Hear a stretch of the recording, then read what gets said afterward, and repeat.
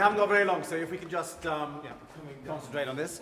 The idea, thanks chaps, the idea, as insane as it is that we kill Caesar on the escalator.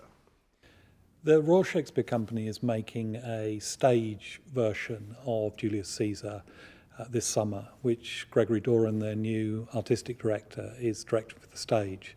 And we're making a film in parallel with that stage production, which Greg is also directing, film for BBC television, which has exactly the same cast, the same costumes, props, and much of the same idea, setting, and so forth, but which takes the stage production and places it in a location and shoots it like contemporary television drama. Can I just, for the moment, put you here, Geoffrey? I mean, I think it'll either be that step or the one above it. Don't worry about this will all be cleaned and everything for tomorrow, for whenever we do it, rather. Should we just walk through the simple element of it? Great Caesar. Doth not Brutus bootless kneel? Speak hands from me! Ouch.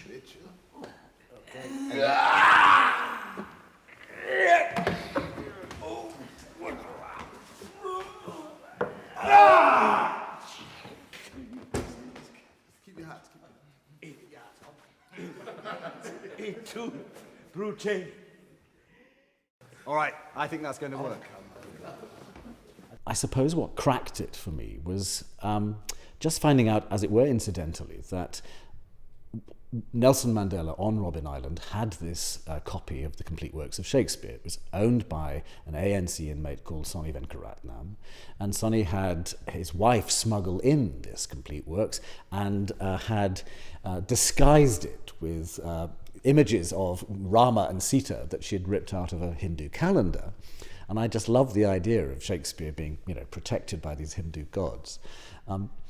And as they were not allowed any literature at this point on Robben Island, having it as a prayer book meant that they could read it. And Sonny handed it round to the inmates, who would underline their favourite passages and autograph them. And Mandela had underlined Caesar's words, "Cowards die many times before their deaths, the valiant never taste of death but once."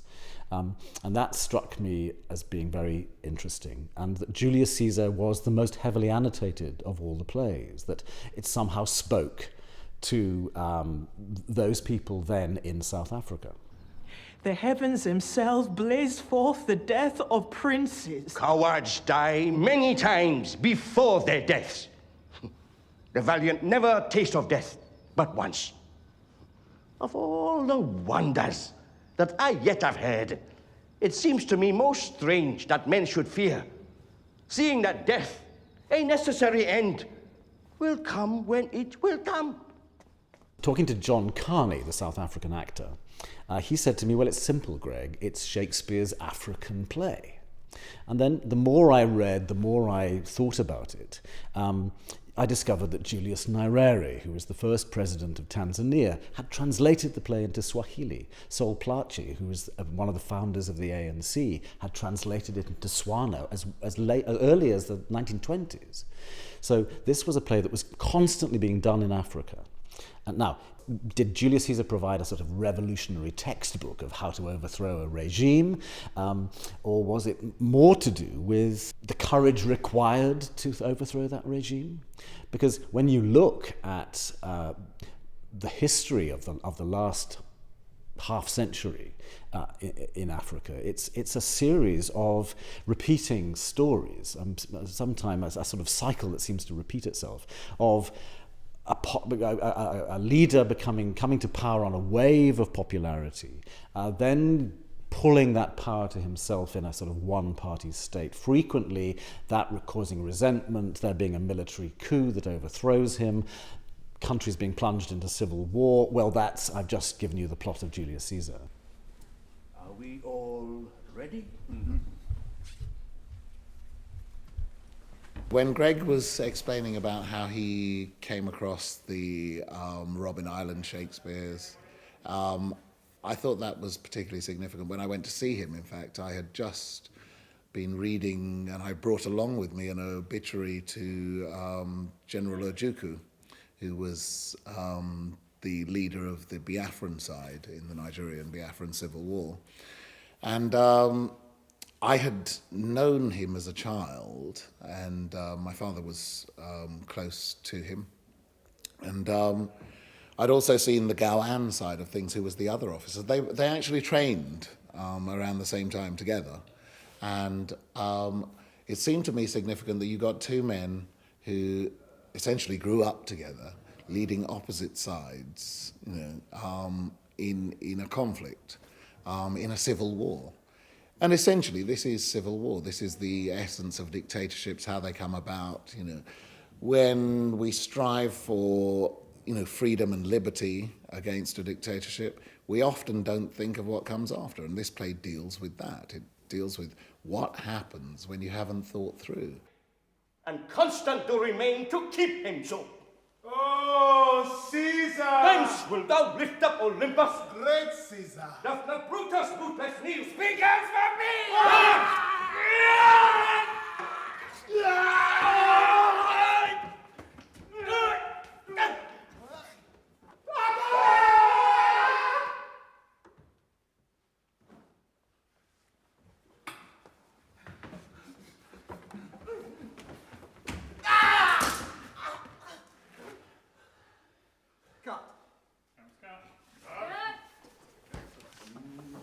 Great shot, well done.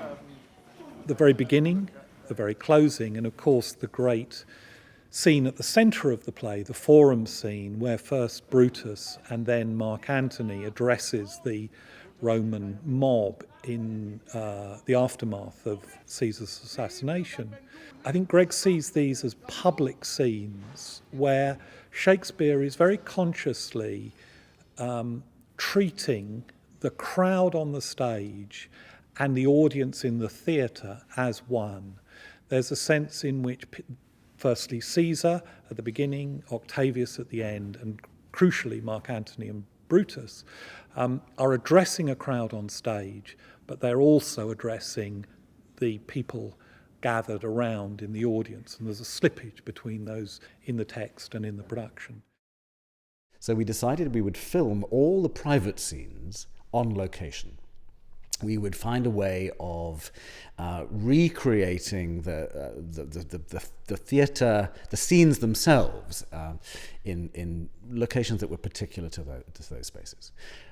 But we would film the public scenes actually in the theatre itself. So that's the process we went through to see whether actually those things would weave together. So I think it's a sort of first in that, we've seen broadcast of live performance. We've seen, as with Hamlet and Macbeth, those performances reconceived for television, but this is sort of a bit of both.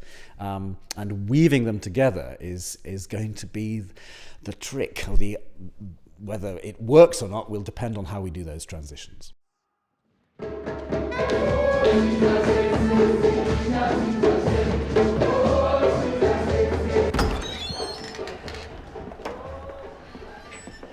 Will you go see the order of the course?